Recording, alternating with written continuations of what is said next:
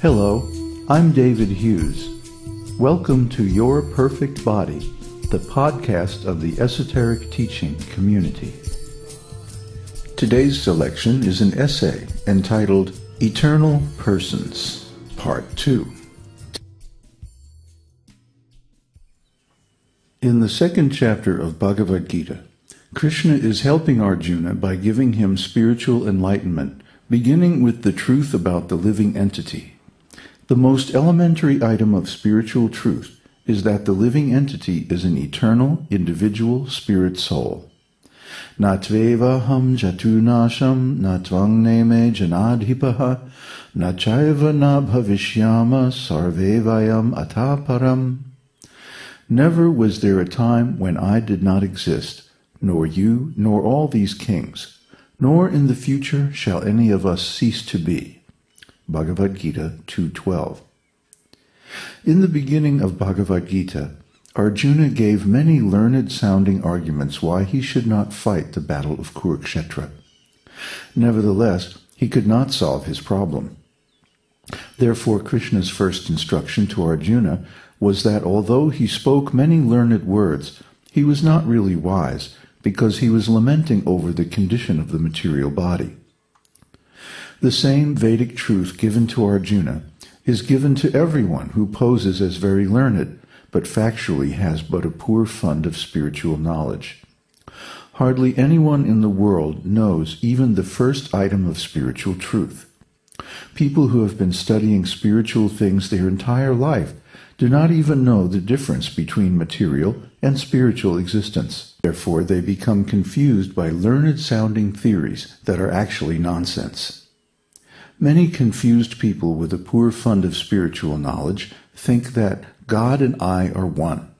Now, because I am in illusion, I am thinking that God is different from me, but when the illusion is finished, then I and God will become one.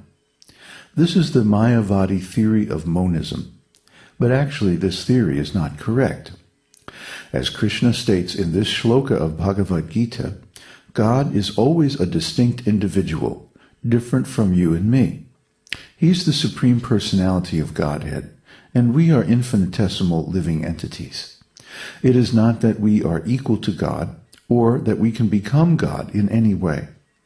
We are similar to God in quality, but vastly unequal in quantity. Therefore, those who are thinking that they are equal to God in every respect are correct only in their belief that they are illusioned. They are indeed illusioned, but not in the way that they think. Namam dushkritino mudha prapadyante naradamaha mayaya parita jnana asuram bhavam ashritaha. Those miscreants who are grossly foolish, lowest among mankind, whose knowledge is stolen by illusion, and who partake of the atheistic nature of demons, do not surrender unto me. Bhagavad-gītā 7:15. Such illusioned people have been designated by Kṛṣṇa as mayaya aparita jnana. Although they pose as very learned scholars, the essence of their knowledge has been taken away by maya. Therefore they say that God and ordinary human beings are the same. This is called asura bhava.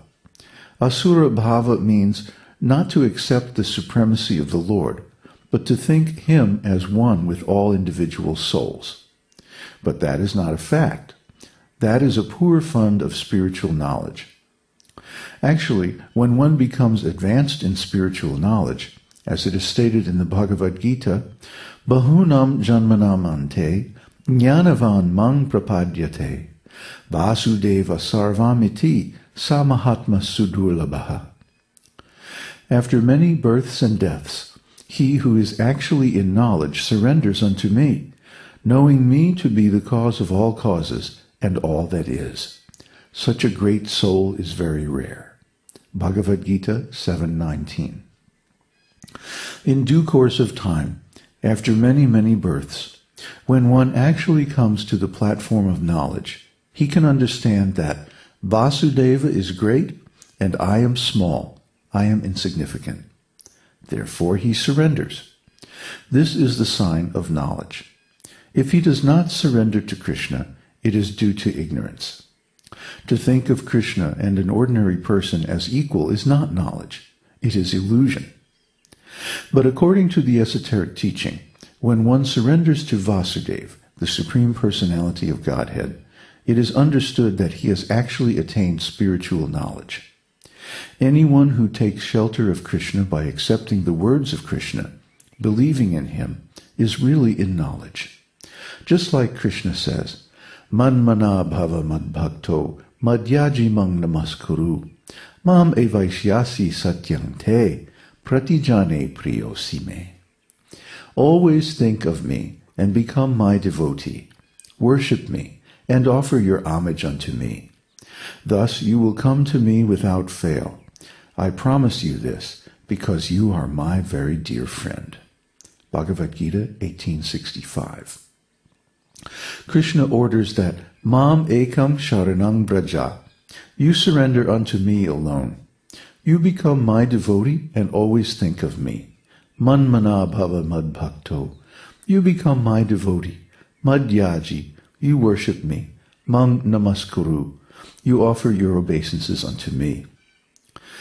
Illusion persons, who are poor in knowledge, think, it is too much. Kṛṣṇa is demanding too much. I can't do this. This is just sophistry. No, Kṛṣṇa's words are not sophistry. He is giving the real truth, the real position. Otherwise, without surrendering to Kṛṣṇa, if you think that you are Kṛṣṇa, that is an illusion.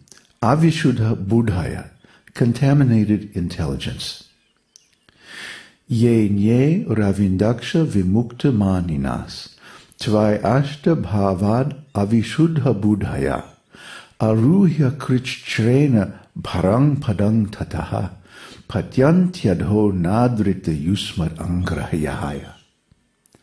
Someone may say that aside from devotees, who always seek shelter at the Lord's lotus feet, there are those who are not devotees, but who have accepted different processes for attaining salvation. What happens to them? In answer to this question, Lord Brahma and the other demigods said, O lotus-eyed Lord, although non-devotees who accept severe austerities and penances to achieve the highest position may think themselves liberated, their intelligence is impure. They fall down from their position of imagined superiority because they have no regard for your lotus feet. Śrīmad-Bhāgavatam 10:2-32. Avishuddha buddhayaha. Because they cannot understand Kṛṣṇa, their knowledge is imperfect or impure. Perfect knowledge is there in every living entity, but it is contaminated or covered by contact with Maya, illusion. One who can understand the positions of Kṛṣṇa and himself and his relationship with Kṛṣṇa is called mukta, liberated. Mukti means to know perfectly what is our relationship with Kṛṣṇa. That is real mukti or liberation. Antavanta ime deha nityas yokta shariranaha anasino prameyasya tasmad yudhyasya bharata. Only the material body of the indestructible, immeasurable, and eternal living entity is subject to destruction. Therefore, fight, O descendant of Bharata. Bhagavad-gītā 2:18. Kṛṣṇa was encouraging Arjuna to fight because he was a kshatriya. It was Arjuna's duty to fight to establish dharma in the world. He had to do this through fighting because here in this material world, violence is required to protect the social system from exploitation by rogues and criminals. Because in the material world, everyone is a competitor.